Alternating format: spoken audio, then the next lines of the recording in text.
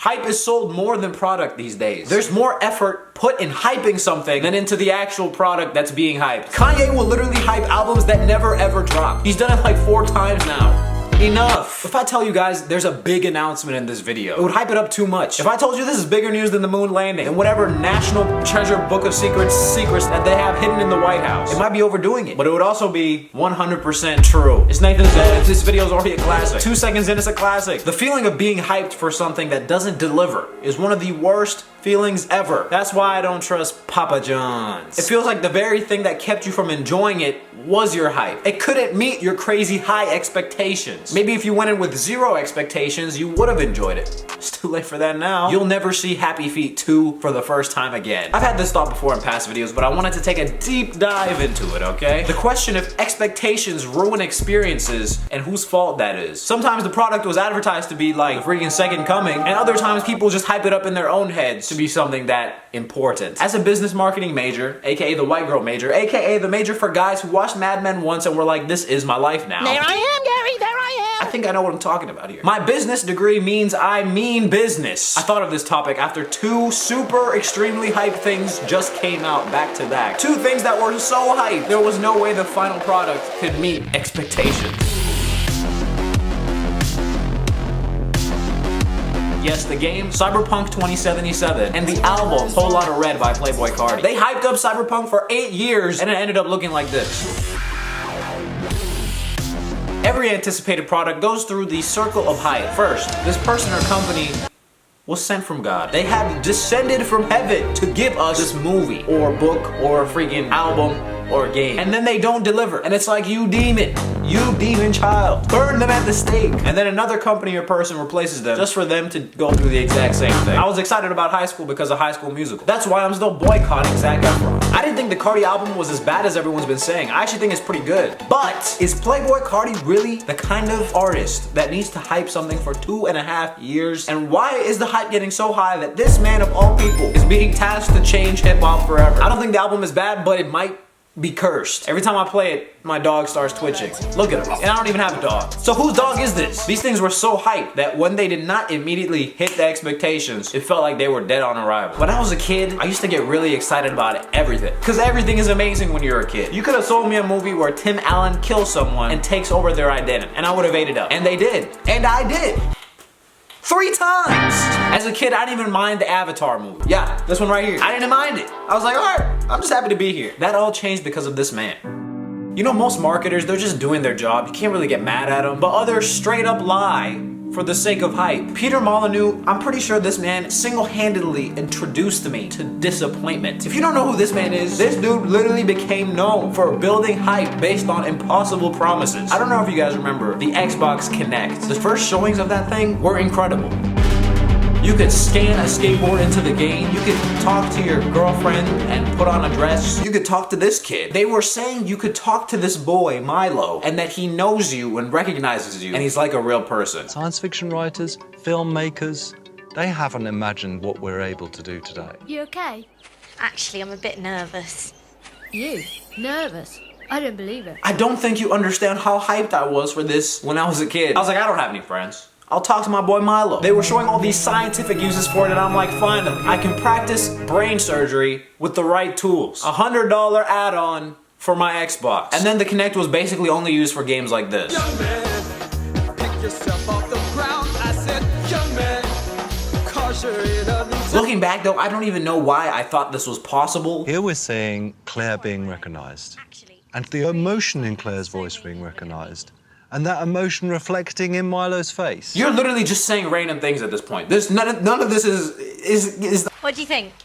Claire drew a picture on a piece of paper. The piece of paper was held up to Milo. Natal recognized the piece of paper, scanned the piece of paper in. Milo looked at that piece of paper, recognized the shape, recognized the color. You're telling me that happened in 1 millisecond? You're telling me all that happened in literally 1 second? She didn't have to hold it up to let it scan, and it just appears in the game? At the end of the day, I think I'm more mad at my younger self for even believing this. I don't even know why I really wanted it. What if he realizes he's in a game and wants to get out? What if he turns on me? What if you scan in some crack? Can I introduce crack into this little British community? We'll never know because it doesn't exist. And yet it was advertised like it existed in 2009. This works today. now. I think it's just, I can't not believe him. Like, his accent is too soothing, it's too reliable sounding. What designers and what this industry does with Natal will change the landscape of games that we play.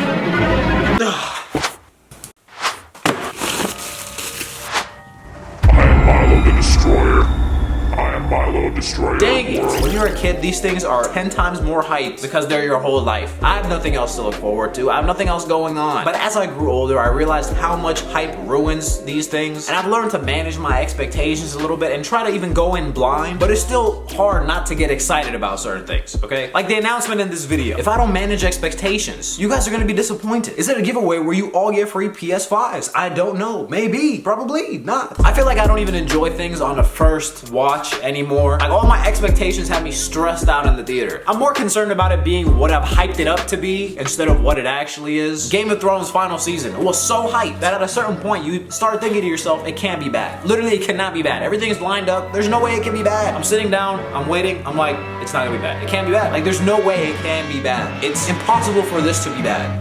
And then it's bad. I remember sitting in the theater while Black Panther, the lights were going off, and I was like, oh my goodness, like, what if this is bad? Thankfully it wasn't. But that hype still ruined the movie for a lot of people. Because every time there's a good superhero movie, all the critics have to say, this is the next The Dark Knight. I saw people saying that about Logan. And when I watched it, the whole time I wasn't enjoying the movie. I was just thinking, this isn't as good as The Dark Knight. If I just went into it, I would have probably enjoyed it a lot more. But they have to act like, oh, this is the greatest movie since Sliced Bread. Sliced Bread the movie? Nothing's taught me that. That brings me to word of mouth. This is a different kind of hype.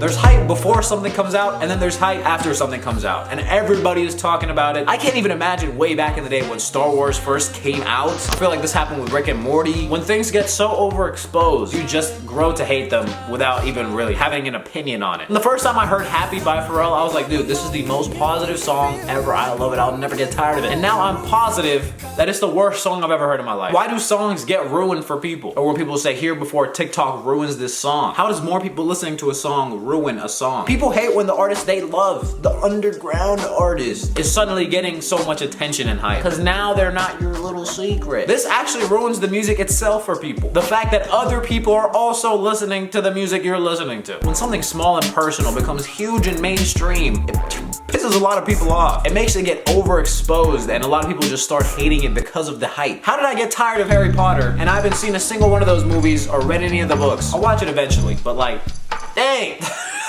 Y'all did the most for that series. The things I end up loving the most are the ones I know nothing about. The things I enjoy the most are the ones I have zero expectations for. Going in completely blind and appreciating it for what it is instead of what I thought it could be or would be or wanted it to be. That's why some of the most popular games last year weren't the ones with hundreds of millions of dollars put into them, but the games that came out of nowhere and were just fun to play. It's also interesting how hype works in that it makes you enjoy something more in the moment, and then later you look back on it and you're like, was I blind? It just doesn't hit the same without that hype. It's still interesting to me to see how people were walking out of The Phantom Menace, Star Wars Episode 1, and we're just loving it, loving it. And then the internet is just like, no, that movie is terrible. I feel like a lot of people felt the same thing with The Force Awakens, even though I think that's still a good movie. Basically, almost everybody went into that movie and came out enjoying it. But then now there's like a turnover where everyone says the movie is garbage, blah, blah, blah. But if you enjoyed something in that moment, and realize later you don't like it, at least it gave you that feeling already. Nothing can really take that moment where you enjoyed it away from you. That's why I appreciate The Force Awakens, because when I was in the theater, it's one of the best theater experiences I've ever had, first of all. And when Rey stops the Millennium Falcon and Finn just takes the shot and everybody went crazy, that feeling will be there forever. It already gave me that moment. So hype is a vicious cycle, but it can be a good thing. The little tickle when you're opening up that new game or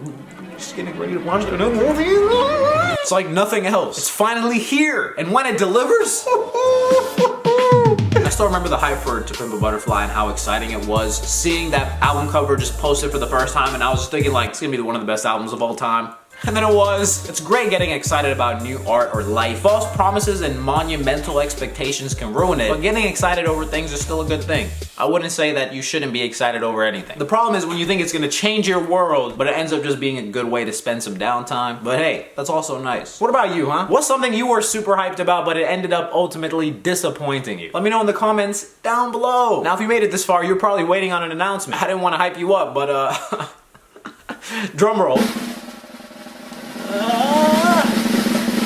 Worst. Oh, I'm screaming out, baby. Let's go.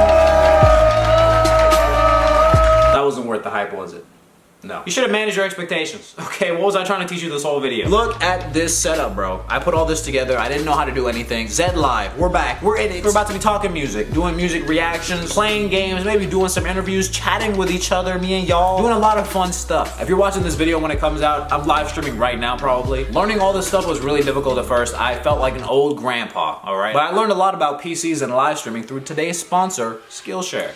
Look at that freaking plug, dude. Skillshare is an online learning community with thousands of classes about basically anything you need and where you can learn at your own pace. What better time is there to learn a new thing right now? You're not going anywhere. Okay? Unlock your creativity, dude. My favorite thing right now has been watching Nathaniel Drew's classes on discovering and sharing your voice online. I love his YouTube videos, so it's great getting more of that sweet self-help content. If you're struggling with overcoming those insecurities that everyone has before posting something online, Nathaniel can help you figure out your individual value as a creator. The first 1,000 people, this is not even connected to this, so it doesn't matter, but the first 1,000 people to use the link in the description will get a free trial of Skillshare Premium membership. And after that, it's only around $10 a month to learn anything. Now I feel like a grandpa who knows a little bit more about something he didn't know about before. So if you enjoyed these videos, you want to see more of me, come follow me on Twitch, dude. We're really having a good time. This has been Nathan Zed, NZ, Nathan Nolan, the Remy Ratatouille of YouTube with another classic delivered.